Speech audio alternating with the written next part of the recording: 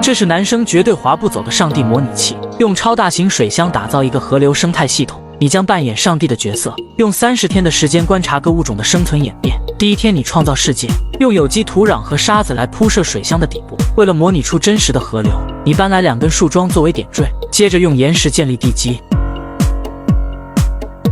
然后开始种植水生植物，最后再加入生命之源。虽然刚开始水显得很浑浊，但是别着急，到了第3天，水变得更加浑浊。哈哈哈。接着加大过滤器净化水质。第5天，水终于变得清澈，但此时的这方世界还没有生物生存。接着你引入了第1只生物，这是一只黑线鱼，紧随其后的是一只孔雀鱼。刚进入这方世界，黑线鱼就开始捕食孔雀鱼。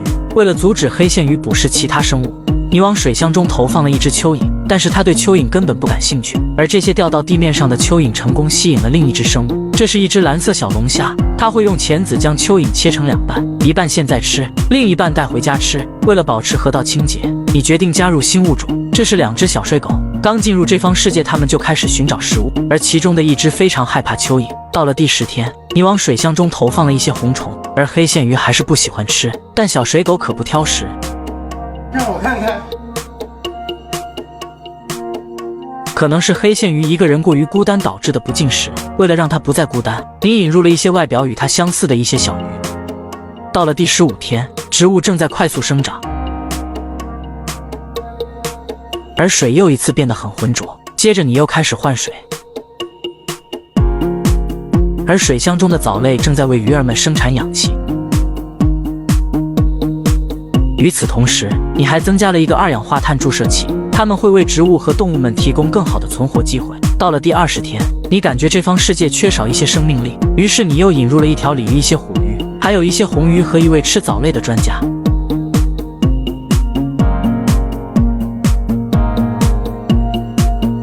刚进入这方世界，他就开始了工作。这些鱼儿的到来也让这方世界热闹了起来，他们每个人都会发挥对应的作用，保持这方生态系统的平衡。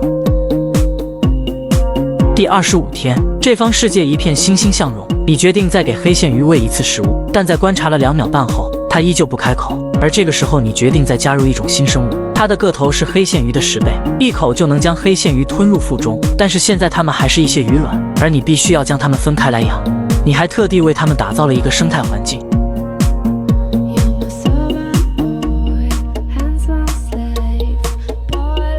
将鱼卵倒入其中，现在耐心等待就好了。而在你等待的时候，水箱中的狗鱼出现了一些情况，它的耳朵好像不见了，感觉它随时都可能出现溺死的情况。你用网兜将它取了出来，并放到另一个生态缸中。到了第26天，你又一次给黑线鱼投喂食物，但是它还是没有开口。而水箱中其他的鱼儿开始捡漏。到了第30天，水箱变得浑浊不堪，但是水箱又恢复了。而你再次给黑线鱼投放食物，但结局依旧没有改变，真是一个大舔狗，舔到最后一无所有。哈哈哈。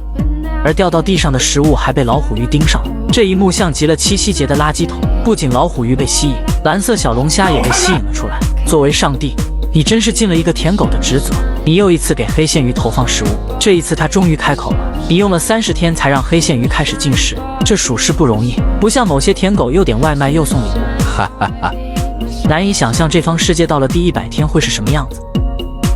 与此同时，你喂养的另一只生物不知如今发展成了什么样。